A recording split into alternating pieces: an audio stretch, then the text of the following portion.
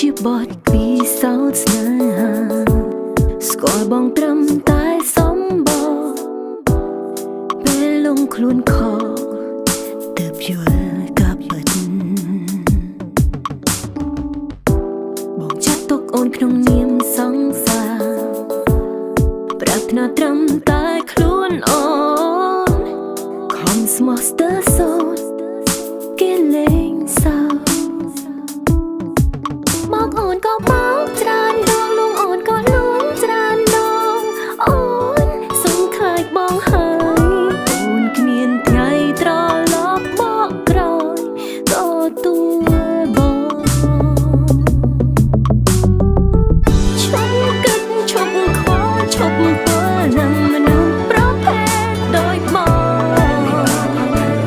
ក្លិនកាយក្លិនចិត្តក្លិនពិតនៃបងជីវិតអូនឈប់អួតឈប់អាងឈប់កាងមនុស្សស្រីថ្មីបងមកអូនឲ្យសមជាឈប់ចោះឈប់ខុសឈប់ព្រុសមកអូ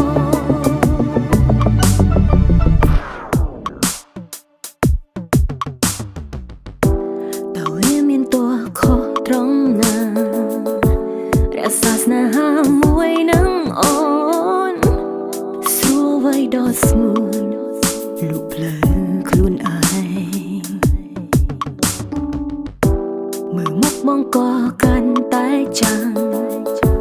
មិនអាចដើរផ្លូវនេះយូរឡើយ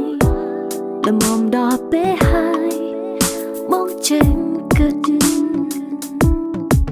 បងអូនក៏មកច្រើនដងលងអូនក៏លងច្រើនដងអូនសង្ឃើញបងហើយអូនគ្មានថ្ងៃត្រឡប់បកក្រោយមិនអាចឡើយមិនអាចឡើយអូនបកក្រោយទទួលបងឈប់ឈឺឈប់នឹកឈប់គិតពីមនុស្សដែលគ្មានបានការខ្លួនឯងជាធំឈប់យំឈប់ខ្វល់ឈប់ខ្វាយឈប់ស្ដាយឈប់ចាយទឹកភ្នែកឈប់ជួបឈប់ក្បែរឈប់ស្នេហ៍មនុស្សដែលមានត្រឹមតណ្ហាឈប់តែប្របងទៀតហើយឈប់ភ្លាមឈប់បៀមពឹសពលបែបនេះ